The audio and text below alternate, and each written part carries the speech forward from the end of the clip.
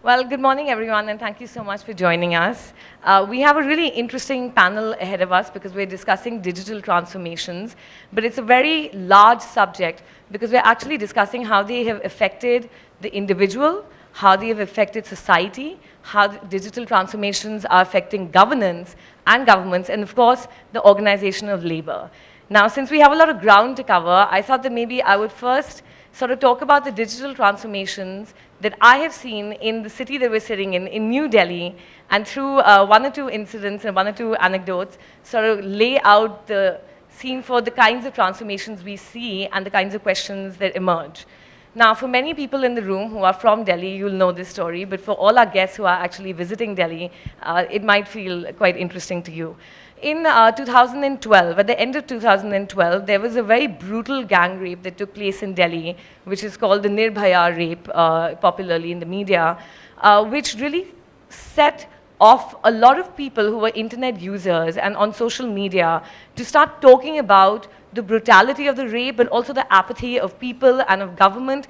And it spurred in part on the internet, but of course off the internet, almost like this social revolution and this consciousness and this conversation, which was, interestingly enough, set in the backdrop of an anti-corruption movement that was brewing, which was the result of a lot of anger with the common person about what they perceive to be government apathy towards, just institutionalized corruption. So you've got this going on in 2012, and as a result, you see the rise of a political party, in part, again, spurred by a lot of online activity. Different social media platforms, obviously including Facebook and Twitter and other means, were used to organize, to send messages across. And ultimately, what we ended up seeing was a political party called the Aam Aadmi Party actually get formed and win elections. And for some of us, it was really the first time, at least for me personally, it was the first time that I saw a political party form in front of my own eyes, and not just form, but actually take on the powers that be and defeat them twice in an election. So that was really interesting. Now, there were many conversations going on in Delhi and in India at the same time, some of them about security and safety, of course, spurred by the rape that happened in Delhi. But there were other conversations, of course, about governance and how governance can be improved. One of the ideas was to put CCTV cameras all over Delhi, which was welcomed by many, but it also obviously caused concern for many others. There was another idea, which was to use your personal mobile phone to conduct sting operations, as we call them, to basically capture individual incidents of corruption. Like if someone is asking you for a bribe, you can actually capture that moment and you can send it to the government, and then they can help you take action on these incidents. So you have surveillance, and then you have surveillance, which is really, individuals using mobile phones and technologies to be able to. Cut to a couple of years later, the government is also looking at how to handle the pollution in Delhi, and we're looking at congestion on the roads. And what happens is that the government actually institutes the odd-even scheme, which many of you might have heard from China. So on a particular odd day, there will only be odd number plates and even number plates on the next day. As a result, obviously, radio taxi cabs became very, very popular. And as one can expect, there was a lot of surge pricing. And while a lot of people accepted the fact that this is the way this business model is, a lot of people were not happy with the surge pricing. So the government decided to intervene. And for a brief period, they actually regulated the pricing of the app, which actually is very interesting because there's a digital disruption in the market. And at what point should the government come in and actually take action, So just a couple of instances to talk about how we as Delhi have seen a lot of different digital transformations. They've affected individuals, they've affected society, they've affected governance, they're even affecting labor as it's organized. So just with that background, I'd like to get everybody else's opinions and what they've been seeing. And Mark, if we can start with you. Thank you, Mahima. Actually, I want to start off where Kalbit left us. And I think what he said is, we ain't seen nothing yet. And I think this panel is about this nothing yet part. You may have noticed that this very interesting conference has two titles. And one of them is about cybersecurity and the governance of the internet. So all of the interesting changes that are happening in the world of communications. It is an entirely different thing if we ask the questions, what will happen when these digital disruptions actually start to transform the other sectors of society? What will happen to the future of energy? What will happen to the future of mobility? What will actually happen to the very definition of a human being once we start fiddling with our genomes and maybe some implants? So that's what Douglas Adams would call life, the universe, and everything. And I got 5 minutes, as I'm told, to address all of this. So actually, I have to focus myself on the second part of the title, which is the new governance order. So what does actually mean for the governance order when the digital disruptions happened? And I'm actually basically starting for a very simple hypothesis. Like every industrial revolution before, the digital revolution will not only change and transform our societies, but will also disrupt our governance order at the macro levels. And because I only have such a short time, I can do no more than just give you a couple of sketches and ask a couple of questions. The first one will be the future of the mode of production. What will it mean for the political economy? The second is the future of work or the future of labor, and what does it mean for the way that we actually finance our communities? The third will be actually on the mode of governance in the narrow sense. That means how do we organize the state as well as democracy? And fourth, what is the future of struggle, or how do you actually organize political competition within this democratic entity? So let's start off right off the bat about the future of the mode of production, and just juxtaposed this industrial economy with the emerging digital economy. An industrial economy is largely an economy of scale. It means that you move gigatons of raw materials over the surface of the earth, you put them in big factories with thousands of workers, transform them into exchangeable products for mass markets and mass producers. The digital economy is entirely different. It is made out of bits, not atoms. So we're talking about small batches, small numbers of custom-made products designed to download and 3D print in your home. So the house of tomorrow, very much like the way social media turned it into a micro broadcaster, may just become a micro factory and a micro power plant. At the same time, platforms like Google, Facebook, Amazon gather the information about what billions of customers actually want. So what does it mean for the political economy when on the one hand the means of production seem to democratize, while on the other hand the currency of the knowledge economy, information, is being gathered in fewer and fewer hands? I think that's one of the big first questions that we have to tackle. Second, let's look at the world of work. Some of the questions will arise here. What will happen when intelligent robots actually take over jobs? I think the crucial question for all of us in the West as well as here in Asia is, will these intelligent robots actually create more jobs than they destroy, or the other way around? I think this is the make or break questions. In an emerging economy like India, there is enormous hope right now on what is called Make in India, basically thrive towards manufacturing-driven growth. But what happens if the labor cost and the old industrial centers come down radically? Well, it basically means that other factors will matter more. Proximity to customers, quality of production, a skilled workforce, and of course, questions of local governance. So I think for India will be a particular concern what will happen to the future of manufacturing in its drive towards industrialization. I think from a Western perspective, what we are most concerned about is what will happen when intelligent robots start to wipe out what are today middle-class jobs. pharmacists, tax agents, travel agents, these kind of jobs, lawyers. What can happen to a society, to political stability, to the social contract, to democracy once you put fear into the middle class? Maybe that is a little bit in the background already with what we see with Brexit and Trump. These kind of nerves, these kind of somehow, fears that are lingering around have to do with that. What will happen to the future of our communities, though, when there is no more such a model like an employer which stays in a firm lifelong? So what will happen to a tax system which is largely based on income tax? How do we actually raise the funds in order to finance public goods, social securities, pensions, or infrastructure?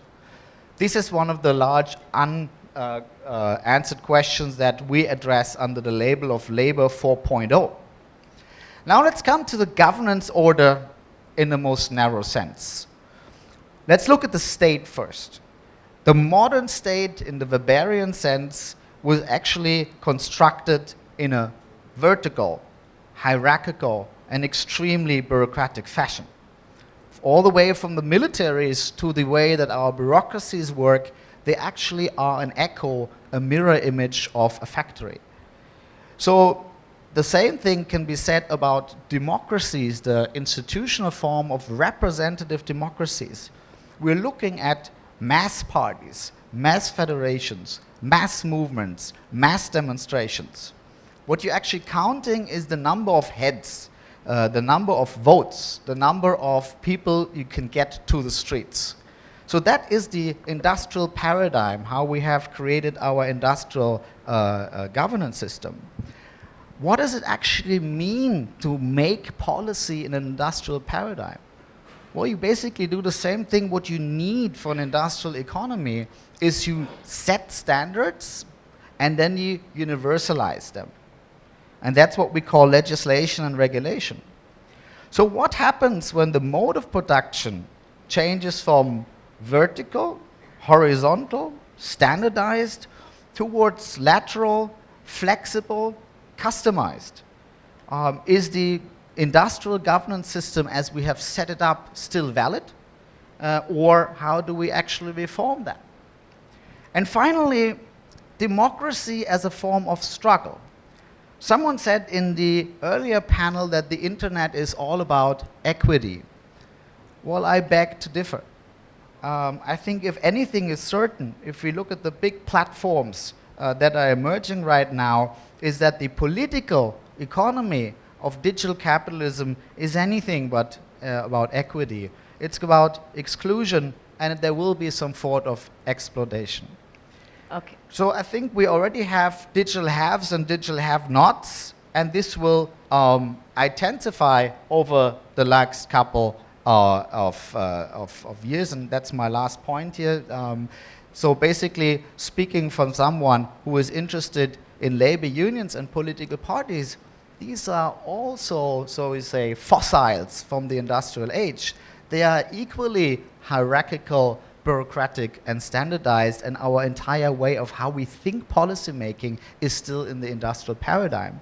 So how can we actually organize a counterweight to what's coming? How can we actually organize a way of struggle in the digital economy? Thank you. Thank you, Mark. I think, Philip, this is a great question if you can give your thoughts. Well, maybe I'm not going to address this question directly, but go into a little more detail about what is happening to labor, because when Mark says we haven't seen anything yet, I'd say, well, we have seen quite a lot already. Maybe I should say a few things about me first. I'm a sociologist working mostly on digital economy companies. And as a sociologist of labor, I'm really interested in 3 points, which is value creation, value appropriation, and consequences for labor. I think 3 points that are not really discussed, have not really been discussed here at this conference yet. So when you talk about leading digital economies or leading digital economy models in terms of organization of companies and markets, what is the key factor that we have seen already? I think the key factor that one has to understand is how the platform as an organizational paradigm works. So what is a platform? Traditional companies, you know it all, they act on markets or in markets. Platforms like Uber, Airbnb, app stores, even meta platforms like Android, for example, they are not companies acting on markets. They are basically companies and markets at the same time. And I think to know what is happening in digital capitalism, it is really crucial to understand that point. Of course, being markets and companies at the same time, this is where all the fame, all the hope that these companies gather comes from. It's what in economics you call their asset-light business models. But I think it's really crucial to understand that asset-light does not only mean, oh, how great, Uber owns no cars. It means, oh, Uber doesn't owe much to Uber drivers. This is what asset-light really means. In more analytical terms, I'd say it means that platform companies, the platform companies of the present that we have seen and that are really into conquering new markets all the time, usually work with a very, very small core staff and rather large peripheries. This is something we really have to take into account. Peripheries of seasonal workers at Amazon warehouses, of self-employed Uber drivers, of app developers, or just any other kind of crowd workers, for example. I think this is particularly new in the history of capitalism in this kind of way. And well, as I'm not really an expert on Asian markets, India, but talking about some experience we've had in some important OECD countries like Germany or the US, I think we have to understand that when a taxi driver becomes an Uber driver, or when professional translators, designers, or programmers become crowd workers, this actually implies a process of degradation of labor. It's a process of downgrading of labor, at least for highly developed OECD economies. And of course, what we have to understand is that this is not a coincidence, but it is the central logic of platform capitalism. Platform capitalism is about expanding competition, lowering labor costs at the expense of workers. And I think this is something a country that is looking for its digital future and looking towards these kind of companies really has to understand, while of course I also understand that coming from a country with an unemployment rate of 3% and a large history, a long history of regulation of labor, things look a lot different than from the Indian perspective. I think I'll keep it to that for my first statement. Maybe we can go into the detail of the rest later. Arvind, I think this is a great point to bring you in.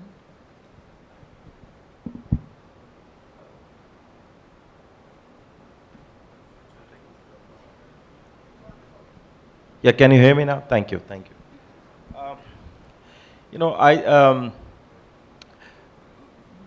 I want to discuss the impact of digitization and digital democracies in the second part, but the first part I'll use to talk about the whole thing which I call destinations.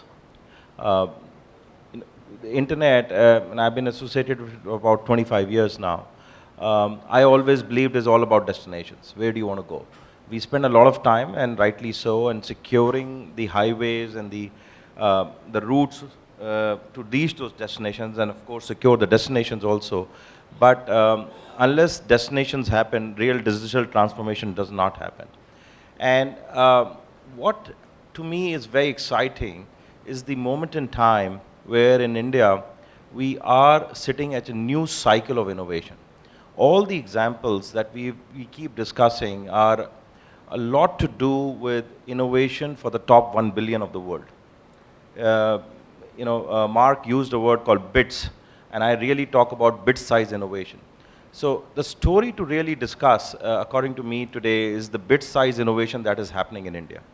This is innovation for the next 6 billion. The innovation that we've been used to so far is something that is not a model that can work in the same economies of, at the same cost of transactions or the same cost structure globally. So India took upon itself to really create innovation as a public good. And I want to give you some numbers. I've been a Silicon Valley person. We've been inspired by that. But if you see, last year, the Valley or the US economy got about $68 billion, give or take, to fund about 4,000 startups. Israel, in comparison, was about at $18 billion, funding about 6,000 startups. The equivalent of Silicon Valley in Israel is Silicon Wadi. It's a very interesting word because Wadi means a valley only. In India, we actually received $9.2 billion as venture capital last year. But this is the interesting part. We are funding about 18,000 companies in that. So, this is a 30x difference in per new startup that is being created in India. And why that is important is this will bring down the cost of innovation to a level that the world has not seen. And these are the bit-sized transactions that I'm talking about. Behind this is a big thing about innovation as a public good. And that is what we refer to in India called India Stack.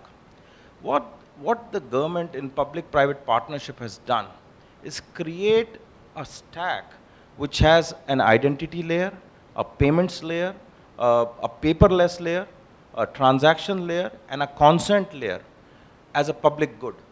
Now what this means is this is open public good. Anybody can use it. Any entrepreneur can use it.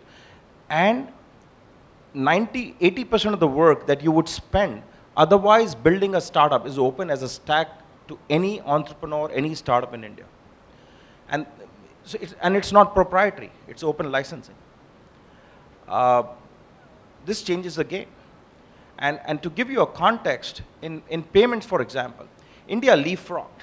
India leapfrogged from having banking to about 200 million people 2 years ago to 500 million people in 2 years. We added about 250 million people to the banking system in less than 1 year. The minister in his inaugural address talked about that. These are banks which maintain, these are accounts which maintain maybe at best $100 in balances. If you're going to do transactions with them, you need to do transactions at a cost that the world has not seen before. If you go by the traditional networks, even 1% transaction cost is too high for this bit-sized payments. So to bring down the cost, we created the National Payments Network and made it a public good. This is the biggest public good. You can do P2P transactions, wallet-to-wallet transactions, bank-to-bank transactions, government-to-citizen transactions. And the whole fintech revolution has leapfrogged from no banking or very less banking in India to complete mobile wallet-based banking in India. So 3 generations in one go. And that's what, if you create this innovation as a public good, does to a country and to a digital transformation of a country. I call it altering the digital DNA. So we are in the process of altering the digital DNA of a country, of a nation, of a society. And I think it has a huge impact. Couple of examples to that. I talked about payments, of course. But maybe we'll come back to you for the example. Yeah, just let me finish with that statement. I think where I want to leave it to, in India, what is happening is it's the marriage of Silicon Valley with the North Block in India, the Raisina Hill. I think the government has become one of the biggest consumer of technology and technology innovation because they're ending up delivering good governance and saving a huge lot of money. The minister talked about $6 billion in one scheme of the government. And if you go on, you add, there's a huge saving, and we can discuss that at length. Thank you, Mahima. Sunil, can I bring you in here and get your opening thoughts? Thanks, Mahima. I wanted to talk about the India Stack as well and the role that it will play in the fintech revolution in India. And I wanted to link it to the idea of free market competition and perhaps interrogate various parts of this stack and try and understand how competition, what kind of relationship competition has with cybersecurity.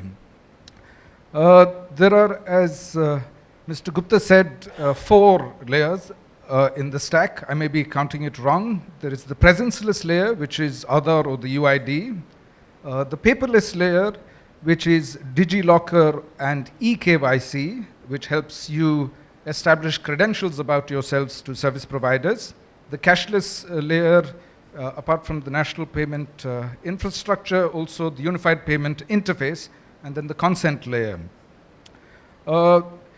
In the There is visioning also a transactions layer, there's the one more. GSTN layer. The GSTN layer. Yes. They have opened competition in 2 areas, or 2 layers, basically. The consent layer, now you can have multiple account aggregators, thanks to an RBI master circular, which basically means that if you as a citizen would like to access insurance services and there's some kind of insurance policy aggregator, then that entity or some other entity could harvest consent artifacts from you and pass them on to the final data controller, which are these insurance companies. And similarly, through another government notification, they have announced competition for the DigiLocker. So multiple vendors in India can now securely store critical documents for Indian citizens. But there are 2 layers where competition has still not been opened. But it could be opened, and I want to ask whether we should or shouldn't open competition in those layers. The first, of course, is the presence-less layer, the general purpose identification, and the second is the cashless. So yesterday, I was fortunate enough to be invited to the policy simulation game, and Angela McKay of Microsoft had put together a scenario, and it was a very interesting scenario. I want to make it clear that I've been using Linux for the last 16 years, so the evil in the scenario is purely a Microsoft creation. I have nothing to do with it. What she claimed in the scenario is when the TPP negotiation was threatened through some kind of WikiLeaks incident, hackers, in order to protect free flow of information, which is American speak for lowering privacy protections, attacked the presence-less layer of the India stack and had a ransomware attack on that layer. And the free market solution to such a problem would be to say, let's open out competition in that layer. It has been done in some countries. The United Kingdom has opened out competition there, and there are 8 different providers that use different technologies and different business models in order to allow you to identify yourself not only to the state but to also private individuals. The next part, of course, is should we then similarly open out competition, and is there a value in doing that in the cashless layer? And there the answer is not clear at all, because there are more than 50 countries in the world that do have national payment switches. It's not clear that there is immediate value in opening out competition there, because you could move to another dystopia, which is you open out competition and then all the foreign corporations like MasterCard, Visa, American Express, etc., establish a kind of oligopoly in that layer. And then perhaps you don't get any of the security benefits or competition benefits of doing so. So it looks like starting off with a big common good or a state intervention is the right way to go, but maybe in some of these layers we want to open out competition at some future date, carefully calibrated, so that we can protect the individual right to privacy, reduce surveillance potential, and increase the resilience of digital India through redundancy and competition. Thank you. Thank you, Sunil. So, Kathleen, I'll bring you in. You know, we're talking about very big disruptions taking place in the marketplace and also within government. You know, where's the individual in this, and you know, how can they get involved in policy making? Where does the internet fit in? Thanks for bringing it down to the individual. Also, like, just thanks very briefly for OF to invite me here. I'm really glad. I also want to say thanks to the organizers. I think everything runs really smoothly. The food is great. And then if next year you're actually able to make sure that there's a better balance with regard to gender and age and diversity, that would be even better, and I'd be more than happy to come back.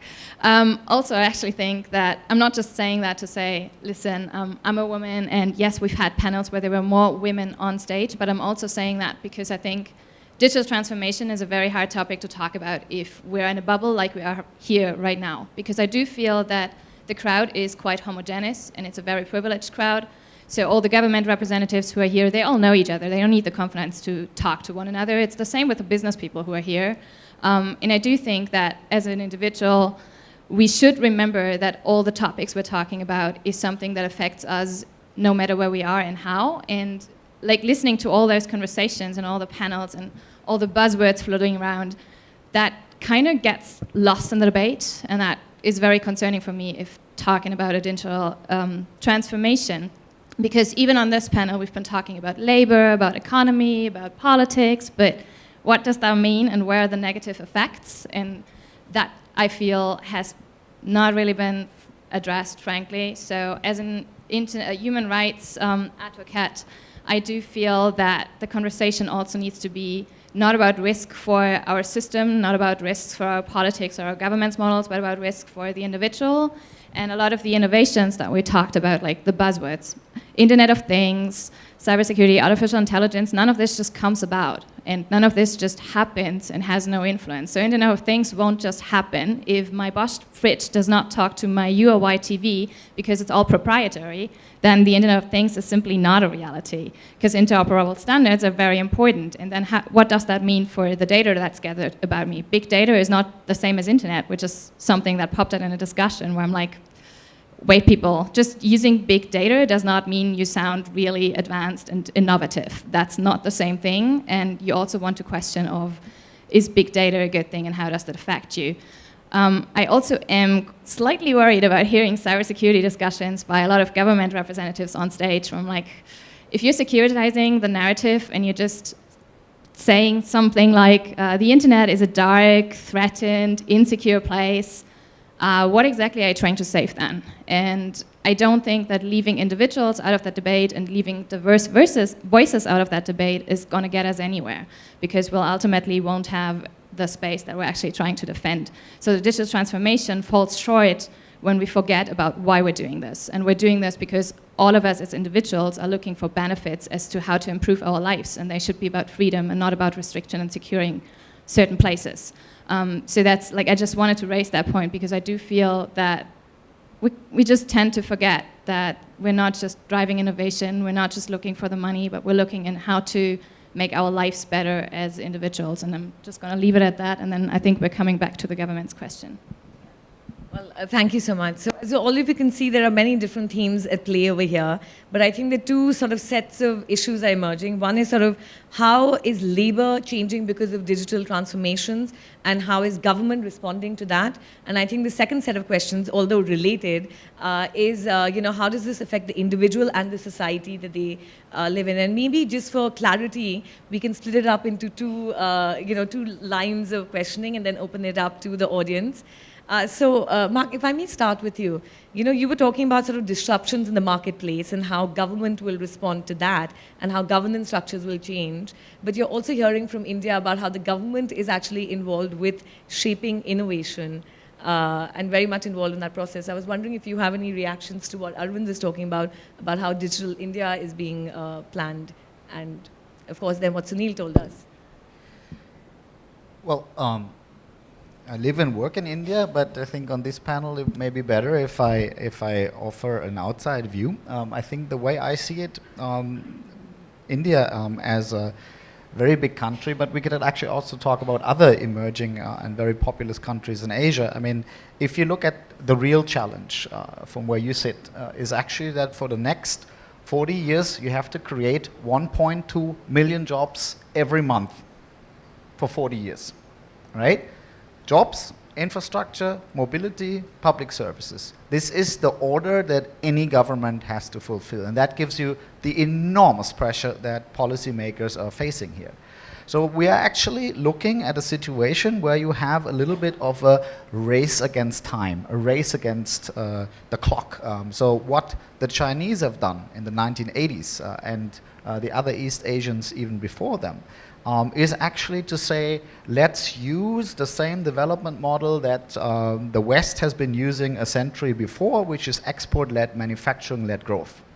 And now you have a government here in India which is basically using every arrow at its disposal, and this manufacturing is a big factor, right? Make in India.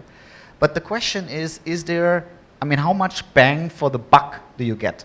You know, India is right now the most successful, the investor's darling, right? When it comes to FDI, everybody is coming here. But in terms of how many jobs do you create with these billions of dollars that are coming into the country, I think this is a crucial question. I just use an example. There is a German car maker which is building a steel plant in Pune, and they're investing 120 million US dollars. And they're creating 367 jobs. A steel plant like that, 20, 30 years ago, you would have 20,000 workers in there, right? So the question is, do you look at jobless growth? That answers your question already have, because manufacturing is not going to cut it. You will have to do everything at your disposal, and Digital India, Skill India actually is looking at that. Arvind, would you like to come in here? Yeah, hi. I think it's a lot of things have to be done together, but one very interesting point that I have is sustainable job creation that is happening through digital transformations. I think the risk of capital-led job creation, which is not sustainable, is a very big risk. Let me give an example.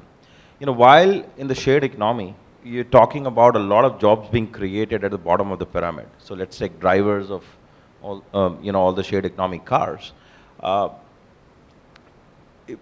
We see globally that there is a big trend. There is an unsustainable rate from a labor perspective that is being given out in the first few years to attract those drivers into this new job market, but that those rates don't sustain themselves.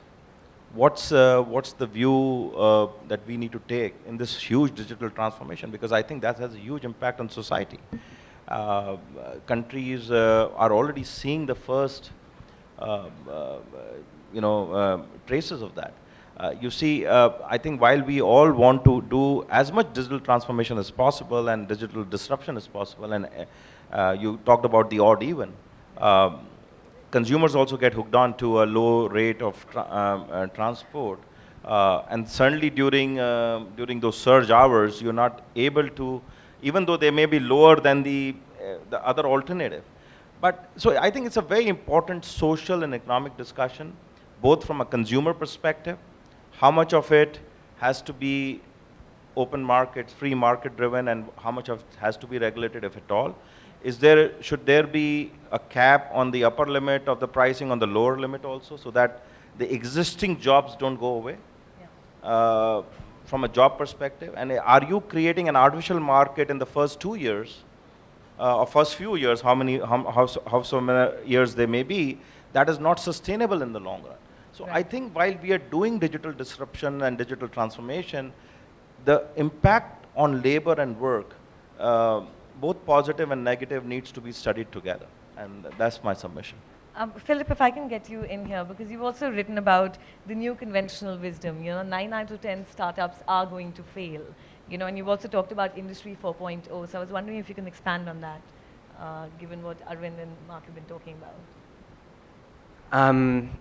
I probably can. Well, looking at the time, I'd rather use the little time I have for a much broader statement that kind of connects to what Mark was saying too.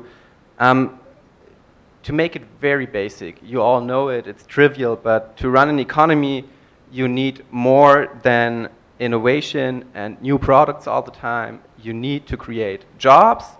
And you don't only need to create jobs, you need to create demand. That's the real thing, and that's the problem most OECD economies are facing right now. They don't create demand, they create products. That's not the problem. Fintech is a very good example for, at least in countries where you have a large banking sector, where jobs will get lost, of course.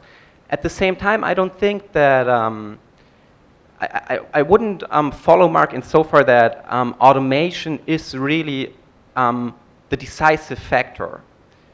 There will be automation, but what you can see in a country like India is that just in very basic non-digital service economies, you can have a lot of jobs you actually don't need.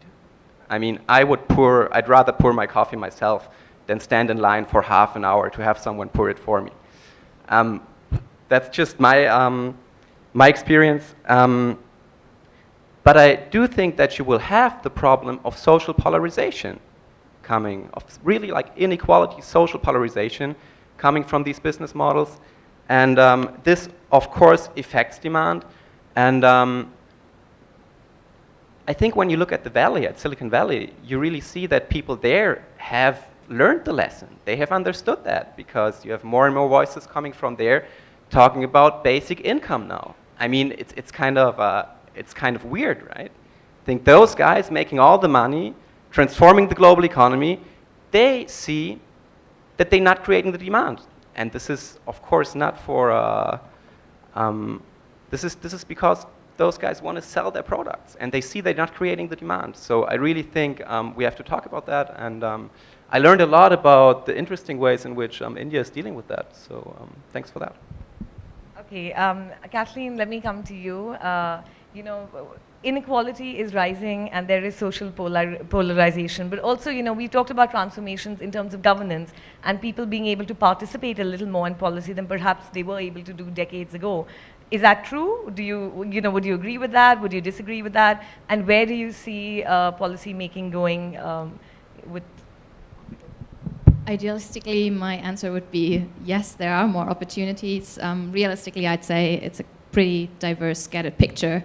To answer your question and trying to link that, I do think that digital transformations also allow us to make policy making more inclusive, more transparent, because we simply have more means to reach more people. So it's not, we don't necessarily have to go in a marketplace to announce which law have been adopted. It's something we take totally for granted. It's not been like that for a long time. So yes, we do have means for more transparency and more accountability, but at the same time, all the conversations we're having here and the difficulties that we face, whether that's the labor market or how we deal with basic income and create a demand side, I don't think we can answer that question in a traditional policy-making way.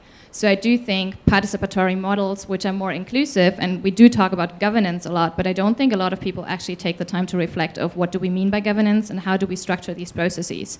So something that I've done for the past year, for instance, is working with local partners on the ground in Kenya and Indonesia and in Chile to try to develop a framework for how we could try to make policy-making processes more inclusive. And we're trialing this in all of these countries with partners.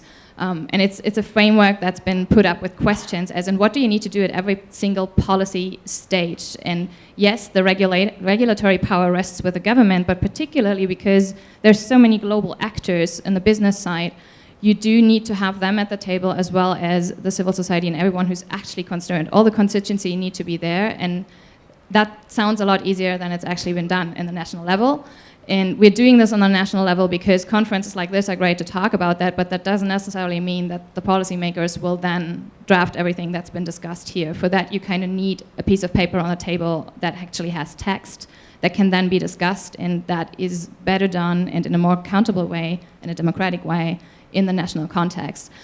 So in a sense, yes, it's possible, but it takes a lot of work and a lot of effort from us. And I do think that from especially the established policymakers, traditional government modes, it also is an effort and it takes reflection to actually get there. So rather than just talking about how great multi-stakeholder models sound, there are 100 different versions of that. Everyone needs to find their own. But I do think the world we live in, and with all the transformations going on, we just need to change and not just talk about the change, but we need to change our actions. And that's a lot harder than it actually sounds. Thanks. Sunil, let me sort of build on what Kathleen just said. You've been talking about a lot of policy decisions that the government of India has made, but also internationally, and you're very specific about what you think could be the changes. I mean, including what you said about Aadhaar, where you're going into layers and where you think there should be more competition and how the entire system would be more secure should there be more competition. But is it working? You know, like what works and what doesn't? In order to answer your question, I'm going to look at a couple of stories in a completely new area, which is the market for intangible property or intellectual property. And I'm going to span across multiple generations of technology in my story. I'm going to go all the way from photocopying machines to self-driving cars. A very interesting case at the Delhi High Court was recently concluded. On the one hand, there were all these large publishers, Springer, Elsevier, Kluwer, etc. And the party they were going after was a very small photocopying shop in the Delhi University. And when the Delhi High Court came out with its final judgment, it said that copyright is not a divine right. This is what the Delhi High Court said. It recognized that millions of students like me, I went to an engineering school in Bangalore, go through education in India without reading proper textbooks. I had not even access to a single scholarly peer-reviewed journal article throughout my education in India. So clearly there is market failure. We must unpack this market failure a little bit. Ronald Coase told us that if we have insufficient property rights in a particular market, then we'll have tragedy of the commons. More recently, an academic called Michael Heller tells us that if we have too many property rights within a market, then we raise the cost of transaction, and then we end up with what he termed a gridlock economy. So therefore, we need to constantly tweak these property rights to make sure that they actually work, that they incentivize innovators and creators to produce copyrighted material or intangible property, but at the same time also give access to large sections of society. So let's look at the disabled. All of us in this room, unless we are doubly fortunate, will be disabled before we die. In order to be doubly fortunate, you have to die early and die quickly, and that's only 5% of us. The rest of us will be disabled at some point of our life. If you're blind in India, then you have access to only 0.5% of all the books that are available to a sighted person in India. This is what we call a book famine. And at the World Intellectual Property Organization, India's negotiators, with many other country negotiators, won a significant victory. It's called the Treaty for the Visually Impaired. It means that if a publisher does not make a book available to you in a format that you can access, then you have a right, without asking the publisher, to make an accessible version of the book. And now today, thanks to the internet, you can share that accessible version of the book with all your other blind friends across the world. So a tremendous victory for access to knowledge. And in India, we went even further with our Copyright Act amendment.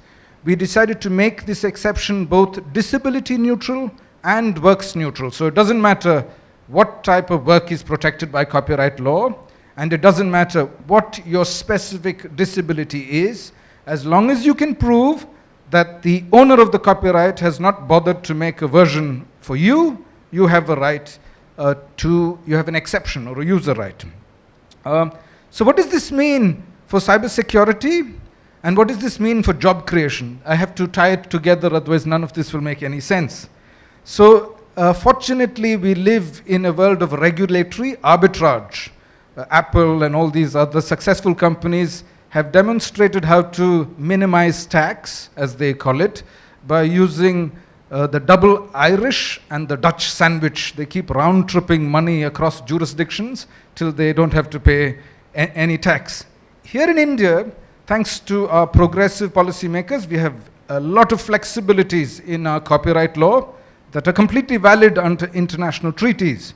For example, we can reverse engineer products in order to do research and to test them for security and in order to build interoperable products.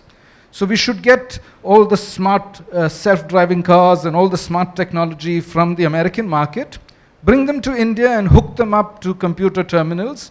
Then researchers from across the globe can test these technologies for vulnerabilities, and that's a huge area where we can create jobs just because of this flexibility in the law. If the Netherlands can take advantage of their tax law to become a successful economy, then we should take advantage of our copyright law to do the same. Thank you.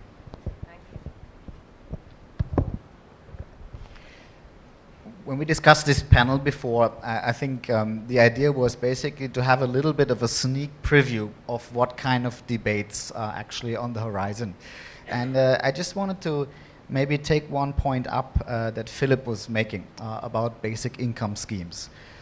So if you look at the way that our social contracts today are constructed, right, is basically that you contribute something to society, and society in turns has your back, right? So if any life risk actually happens, you get old, you get sick, you become disabled, you get something in return. So what do we actually do if this contribution is no longer the norm but the exception? What do you do when the jobs that the way we understand work today is not actually the future? So in order to generate demand on a simple macroeconomic point of view, of course you can talk about basic income schemes. But you will have to also consider what that means for the way that we construct the community. Because there will be no longer justification that you get something because you contribute something. You get something simply because you are a member of the community. So the question, what makes you a member of the community, becomes very, very important. So there is, with that justification being changed, a big debate going on is that basic income schemes actually drive xenophobia, right? Because you have one cake, and everyone who actually enters that social contract will get something. So that means every newcomer for you is a competitor. So some people were actually saying the kind of mood that you have behind Trump, behind Le Pen, behind Brexit is actually a little bit of a foreshadow of the debates that we're going to see once we take out jobs for the middle class. At this point, I think, unless you want to respond, we'll also open Just it up very to quickly. questions if you would like to come. I think Mark is very, very right. At the same time, there always was the argument that welfare states drive xenophobia, right? And you wouldn't say, well, we should probably not talk about welfare states then. But I think the point is absolutely right, and I'm not really a big supporter of basic income schemes, even though I mention it as something significant to the debate. I just want to make one very quick point, and that is that it's kind of interesting and telling that we're having these kind of debates as far as I know, mostly in highly developed, rich countries with a very low percentage of unemployment, while we should have it in other places, of course, countries who have these problems already. Thank you. I'd like to open it up to questions. If you can come to the mic, please. Hello, can you hear me? Yeah, well, thanks very much. That was a wonderful panel. My name is Rohit Chopra. I'm an academic. I teach at Santa Clara University in Silicon Valley. I live in San Francisco. I was in a panel yesterday. And I just have two questions. And one of them, to me, is really, what is the proverbial elephant in the room? Now, with regard to digital transformation, the description of the panel spoke about individual identities. And when we think about participatory inclusion, so my question really is, what are we doing in the Indian context or more broadly to ensure that minorities and subaltern groups can assert their identities and have their voices heard? And in the Indian context, I'm specifically referring to Muslims, to Dalits, to women, or when we think of Kashmiri Muslims, when you have this culture of hundreds, if not more, of these trolls attacking people, silencing voices, these accusations of sedition. So is the limit to digital transformation in the Indian context this imagined notion of national loyalty? Okay, I know this is a sort of GNU type question, but as an academic, it's an occupational hazard. I have to ask this question. So that's my first point, because really this has been key to questions of censorship. The second point, which a number of panelists addressed, and I'm very grateful to you, really has to do with questions of suffering. And how do we effect this digital transformation to alleviate human suffering, particularly when that suffering is visited on the body? And I'll just share a quick example here. I'm sorry, again, going on for too long is an occupational hazard as an academic and as an Indian. But so I live in San Francisco, and right now San Francisco's downtown, which was sort of run down because of incentives, tax breaks to Twitter, Mahima, by the way, $5 million, has become a kind of paradise. But I was walking and I noticed there's this startup, and it's the most incredibly stupid thing where you can chill in a sub-zero pod for 30 minutes, right, to relax and rejuvenate yourself. And there's just money thrown at it, and I hope it wraps up. But outside that, in this sort of most prosperous city in America, you have people who are homeless, right? So what can this digital transformation do? If transformation is revolution and revolution is compassion, how do we extend that to those not just at the bottom of the pyramid, but really even below the pyramid, right? Thanks very much. Thank you so much for your questions. Are they directed at someone in particular, or? No, just at anyone. So anyone's you might want to. So Rohit, I think digital is one of the most non-part. If somebody has access, nobody can distinguish if you can give comments or not, right? There's huge amount of anonymity. Participative governance platforms, the one that you talked about, inclusive. We have something called MyGov in India. At last count, about 3.5 million, 35 lakh users of that. It's not only online. It's online, which is internet. It is on mobile. You can call and give your suggestions. It is also offline. Means there are physical booths that are set up in every city. Now, I don't think so. There could be multiple more things that could be done to make it more inclusive, but this is as inclusive as it gets. And these are ideas that is shaping the future of the country. In each debate, whether from a micro issue around your neighborhood, where you should put the next roundabout and how it should be, to shaping the national education policy, everything is being debated and discussed. And it's also crowd-sourced and crowd-rated. So if there's a great idea and maybe 5,000 other people think it's a great idea, it's voted up. That does not become the final policy, but does get into account in shaping somebody's views. So it's as inclusive as possible. Now, on the censorship debate, I think that's something which is very tangential. I think it's also overplayed. I don't think so there is a relationship between censorship and nationalism on this, and we can have an offline debate on that, because 2.5 minutes is not enough for that. What about the question about suffering and technology? Sunil, since you mentioned, is that something you want to speak to? Or Kathleen? I don't know. Sunil, do you want to answer? Otherwise, I would jump in on the first bit, very quickly. Less on the suffering, but on the inclusiveness. I don't think that's a thing that's just particular to India. It's something we're struggling with everywhere. Minorities are always an issue.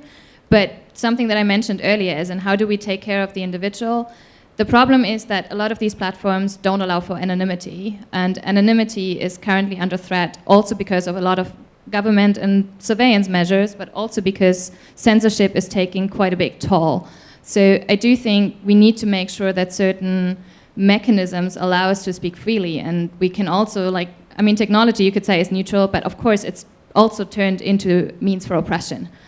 So counterbalancing that is only possible if you have a certain area we can actually speak freely and have that dialogue. That's what I mentioned with the inclusive participation. Without that trust and without actually having a framework which allows you to raise such concerns and say, we kind of missed that point, you do reach a level where data sets are just centralized and structuralized, and the more structure you have, the less you can pay attention to particular needs. So. Well, the way I understood the question is actually how do we address the growing gap between the digital haves and the digital have-nots, especially in a structure where you already have a gulf or gap between the haves and the have-nots, right? And I think this is where fundamentally differ from what I call techno-utopists, right? I don't think there is anything inherently good or bad in this technology and this disruption that's actually happening. I mean, everything's changing, but one thing stays fundamentally the same, and that is basically that it's going to be a struggle between the haves and the have-nots. And that is actually the question then, is how do we give voice to the subaltern, to speak it in an Indian lingo. Basically, that's what I wanted to address in my first intervention. If you look at the last industrial revolution, right? Labor has organized in many forms, right? Labor unions, political parties, and so on, and have used the power of the states to somehow regulate the industrial marketplace. So what I said in my first statement is that these structures to organize struggle are also so weak right now that we cannot stand on them anymore. So while the haves are actually transforming the world as we see it right now, not necessarily for the worse, but certainly transforming it, and there's certainly going to be questions of equality and exploitation. The question is, what do you have on the other side of the aisle? How do you actually organize the have-nots? And that's going to be a huge challenge for the 21st century. Thank you so much, and thank you all the participants for a very wide and interesting discussion. I think you've left it at a very interesting point. I was at a World Bank consultation maybe a year ago, and the question being raised in the room was, you know, we all assume that we will be able to give the internet to every corner of the world. I mean, that's the assumption that we're going with, and we're planning and we're anticipating all these disruptions. But will it be like electricity? You know, so many years down the road, not every corner of the world actually has electricity, and so will the internet have a natural stopgap at some point, and should we sort of acknowledge that? I found that to be a very interesting and intriguing question. And of course, in terms of organizing struggles, if I may just add my 2 bits, I work for a social media platform, I work for Twitter, and of course we're very aware of the fact that the people who have access to Twitter are able to participate in conversations, while those who don't have access to Twitter or other social media platforms get left out, and that's why access is so important. And this played out very recently in India when it came to disasters, because in places where there have been floods and earthquakes and things, people who are able to get access to the internet and put out their messages and give their locations or even call for relief materials, the response is electric and it's immediate. But for the people who are not able to get to those technologies and give those kinds of requests, you know, help comes a little later. And that's something that we hope changes and transforms. So thank you so much for joining us, and I hope it was interesting. Thank you.